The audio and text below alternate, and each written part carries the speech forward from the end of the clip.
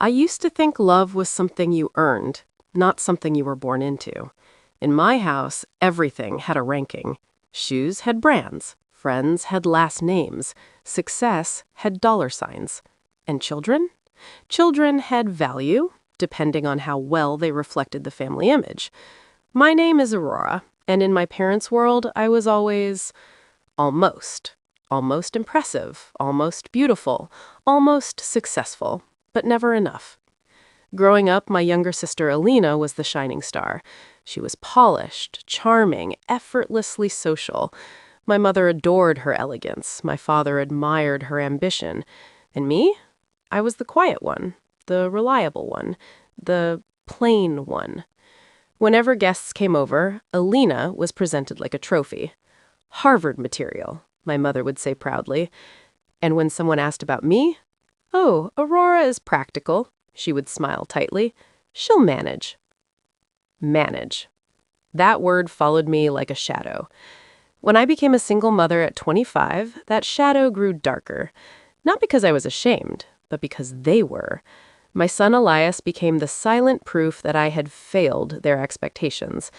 They never said it directly. They didn't have to. The way my mother introduced him said enough. This is Aurora's boy. Not my grandson, just Aurora's responsibility. 5 years passed like that. Just me and Elias. I built a small home office, worked as an accountant, balanced bills, homework, bedtime stories. It wasn't glamorous, but it was honest and peaceful. Until the wedding. Alina was marrying Julian Parker. Investment banking, old money, Harvard graduate. My parents were glowing. "This is the kind of man our family deserves," my mother told anyone who would listen. The night of the rehearsal dinner, I stood in front of the mirror wearing my simple blue dress. Elias looked up at me and said, "You look beautiful, Mom." And that was enough. At the reception, everything sparkled. Crystal glasses, white lilies, designer smiles. I stood behind my sister as her maid of honor, a decision she hadn't even wanted, but Julian had insisted on. I should have known something was brewing. When Alina took the microphone for her speech, her smile was sharp. "I'd like to thank my maid of honor," she said sweetly. "My dear sister, Aurora." Polite applause. "She's so brave," Alina continued, "raising a child alone." Laughter fluttered around the room. "So brave to live life without ever being truly loved." The laughter grew louder. My chest tightened. Then my mother stood. "Our Aurora has always been reliable," she added. "A little dull, perhaps, but second-hand goods still have value." Second-hand goods? With a built-in child? The room exploded in laughter.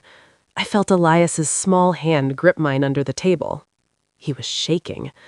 That's when I realized something. They weren't embarrassed of me. They were embarrassed that I refused to disappear.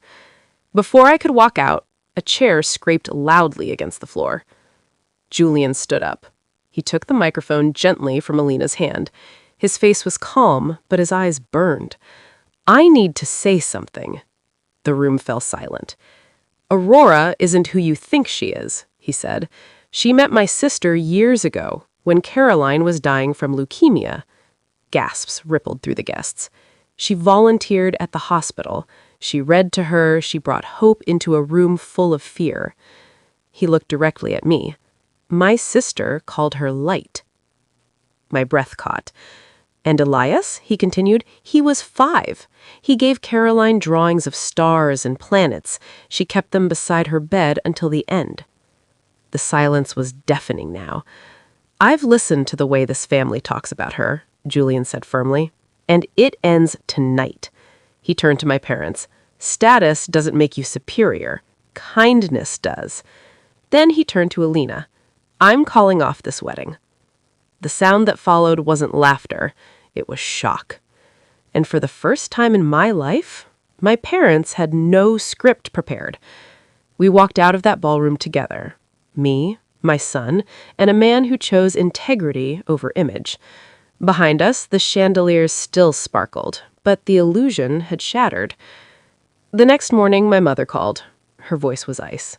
How could you humiliate this family? I stood by the window watching Elias chase leaves in the yard. I didn't say anything, I replied calmly. You didn't have to, she snapped. That was the moment I understood. They didn't love Alina more. They loved what she represented. Polish, prestige, perfection. And I was proof that life doesn't always follow a brochure. A year later, I opened my own firm, Monroe Financial Services. Small brick building, soft gray sofa, Elias's drawings pinned proudly above my desk. No marble floors, no crystal chandeliers, but warmth, real warmth. Julian didn't try to rescue me. He stood beside me. There's a difference.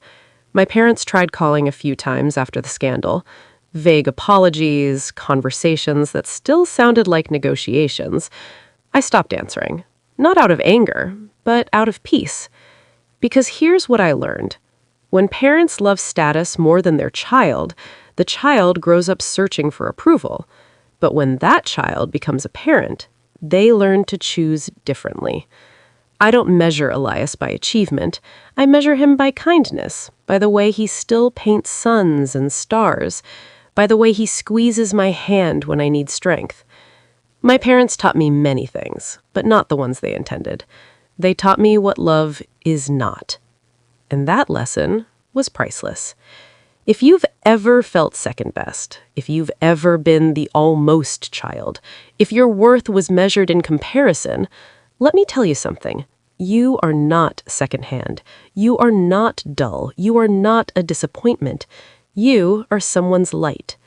And sometimes, the family that undervalues you is the very reason you learn your own value. My parents loved status more than me, but I chose love anyway. And that made all the difference.